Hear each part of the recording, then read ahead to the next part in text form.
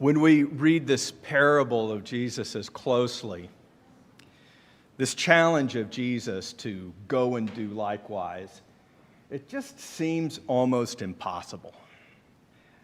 How do we get from where we are, mere mortals plagued with the foibles of human existence, to this higher plane of existence that Jesus describes in this story?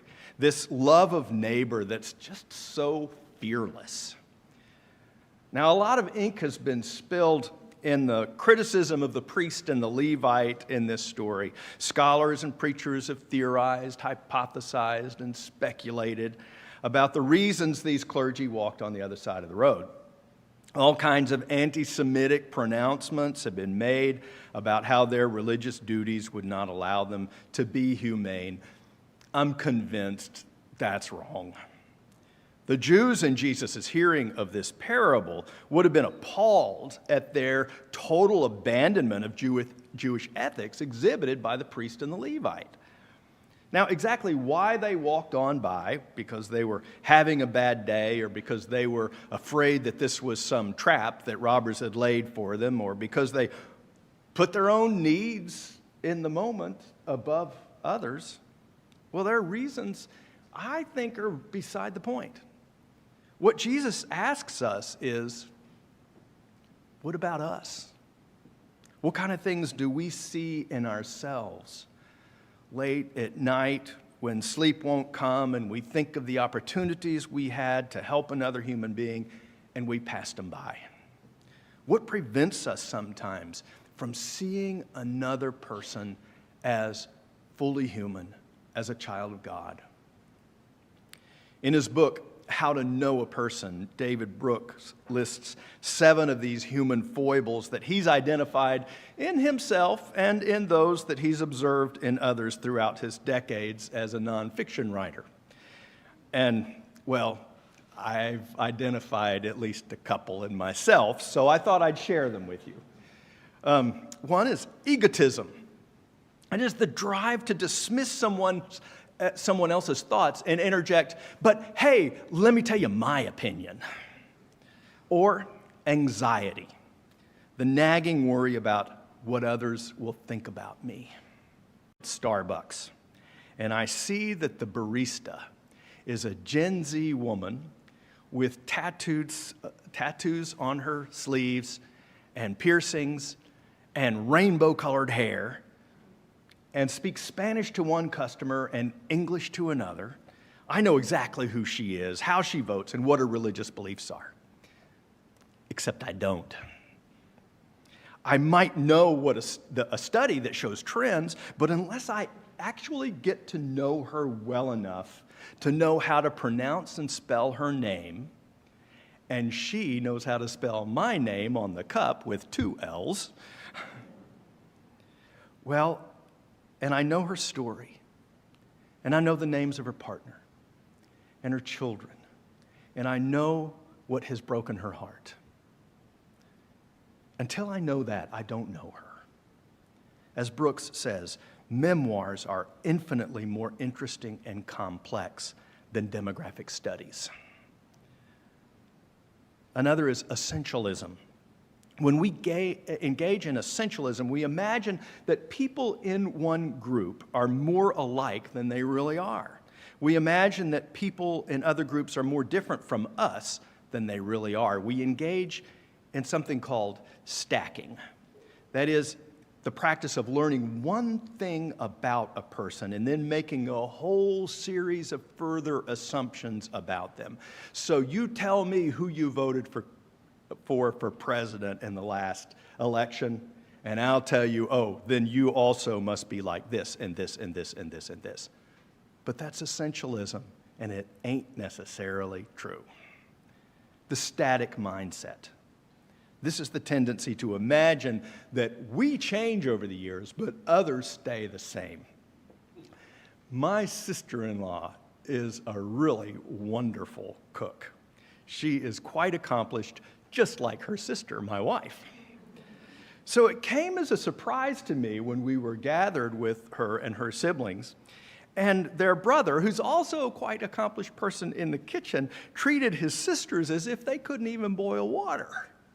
His memory of his sister's creation that he called Michelin duck, it fixed in his mind forever his image of his sister's culinary skills.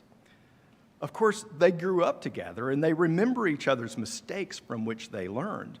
But if you've ever attended a high school or a college reunion and realized that your classmates who haven't seen you for years still think of you as the same person you were, or if you have gone home again to your family and they still treat you like you are that teenager you were when you left, well, then you've experienced the static mindset. So Jesus lifts up in this parable the extraordinary ability of this Samaritan to set aside all those human proclivities and to open his heart and his purse in generosity. To the first hearers of this parable, that behavior of the priest and the Levite would have been appalling, but the generosity of the Samaritan, well, that also would have been shocking. Now, in our present age, if you want to get a parallel here, then place this story on the West Bank. Make the man in the ditch a Hamas sympathizer, and the Samaritan a West Bank settler. Or place yourself, robbed and injured, in a ditch after a carjacking. And the person who stops is a lobbyist for the political cause that you would consider the root of all evil. Dr. Ludwig Gutmann was a German Jew who escaped Nazi Germany in 1939, and he went to Britain and he got a job in a hospital there that served paraplegics, mostly men who'd been injured in the war. And when he first started working at that hospital, then the hospital had heavily sedated these paraplegic men and kept them confined to their beds. Gutmann, however, didn't see the patients the way the other doctors saw them. He cut back on their sedatives, and he forced them to get out of bed. And he started throwing balls at them and doing other things to get them active. And as a result, he was summoned to a tribunal of his peers, where his methods were challenged. These are moribund cripples, one of the doctors asserted. Who do you think they are? They are the best of us, he said. It was his generosity of spirit that changed how he defined them. He continued organizing games, first at the hospital and then with paraplegics all through the nation of the UK. And in 1960, this led to the Paralympic Games. A few years ago, a member of my immediate family suffered a trauma as a consequence of being an unconventional family living in a rigidly conventional culture. 2 of our 4 daughters are married to women. 1 of our daughters is mixed race, and our daughters-in-law are both immigrants.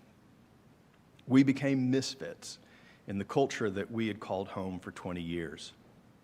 Long story short, our children ended up living up and down along the East Coast, and we, Nancy and I, landed here at Darnestown. As much as I've wondered whether the faithful thing to do might have been to stay and put our energy into shifting that small town toward a more inclusive mindset, we've not had a moment of regret. We have found here a healing. And I don't mean simply the more liberal social attitudes of Montgomery County. I mean the culture of generosity here at Darnestown Church. Yes, we've noticed in the collection of data in the CAT scan, that all-church survey we did, that this congregation lags a bit behind in the per-family percentage giving. That's not something to ignore, but let me tell you why I think it is something you will resolve. It's like that objectivism that David Brooks wrote about. The data, yeah, it reveals a trend, but it doesn't reveal anything to us about any individual. In this congregation where we all serve, we have the normal distribution of people on the inside who are deeply committed to the mission of the church, and we have others who are somewhat engaged, mostly through worship and attendance. And we have some who drive down Highway 28 and wave at us as they go by and say, "See you Christmas Eve." But among this congregation, there are some extraordinarily generous individuals. And I don't mean just financially. There are people here, some who've been around a long time and some who are new, who open their hearts and give not just time, talents, and treasure, but heart and soul. I've seen the risks that people take, the emotional vulnerability that can only happen when we are loved enough to trust each other. Whatever the data says, your heart and soul is what's shaping the spirit of this congregation into a reflection of Jesus. Generosity is contagious. As a wise theologian said, people listen more willingly to witnesses than to teachers. And if they do listen to teachers, it's because they're also witnesses. So it's not any instruction that I have given you from up here in the chancel. It's not my pearls of wisdom gathered from my rural homespun upbringing. It's a spirit here that takes the word in Scripture and lives it out in community. From Germantown Help to Selfless Saturday in Baltimore to Imara in Kenya, the spirit of generosity, of grace, of giving each other the benefit of the doubt, it's your witness to the world, and that will define the future. Here's the paradox of living in a healthy community. It's not so much selflessness as it is an assertion of self. In a healthy community, one person who decides to self-define and act with extraordinary generosity creates a safe space for those of us who are not quite so fearless that we can step into. Over time, that safe space for generosity grows, and a whole culture of generosity and compassion is developed and generated. I recently read about a professor named Nancy Abernathy who was teaching first-year med students, leading a seminar on decision-making skills. Her husband, at age 50, died of a heart attack while cross-country skiing near their Vermont home. And with some difficulty, she managed to make it through the semester and stick with her teaching. But one day, in a moment of honesty, she mentioned to the class that she was dreading teaching the same course next year because each year, during one of the first sessions of the course, she asks everybody to bring in family photos so they can talk about their family and get to know one another. She wasn't sure if she could share a photo of her late husband in that session without weeping. The course ended, summer came and went, fall arrived, and with it, the day that she dreaded. The professor entered the lecture hall full of trepidation and sensed something strange. The room was too full. And sitting there, along with her current class, were the second-year students, the ones who had taken her class the year before. They had come simply to lend their presence during this hard session. They knew exactly what she needed and didn't need to offer anything more. In these last months of my tenure here, my heart is full of gratitude for the wonder, for the compassion, for the sense of God's presence, for a new sense of what Jesus meant when he said, "The kingdom of heaven is among you." My heart is full of hope, too. A hope grounded in the work of the Spirit that I've seen here, a hope that this congregation can continue to cut across the grain of our culture of division, to defy the norms of the internet and the recent philosophy of the academy that places everyone in a narrow category of either good or evil, either friend or foe, either oppressor or victim. Now, there is, of course, much work left to do. Blake and the next senior pastor will never be bored. I certainly have not been. I pray that you all will continue to deepen your identity as a congregation that's defiant in the face of a divided and war-torn world, a congregation that refuses to accept the divisions of our nation, that they're untreatable, a congregation whose generosity of spirit with those who agree and those who disagree, that will provide a Christ-like charity, an oasis of Christ-like charity in a world beset by hostility. Like an individual in a community who self-defines with an act of extraordinary generosity, so a congregation with generosity of spirit defies the brokenness of this world and can bring healing to the community around us. And really, eventually, this is the promise of God, eventually to the whole world. That is the promise of Jesus Christ. Thanks be to God. Amen.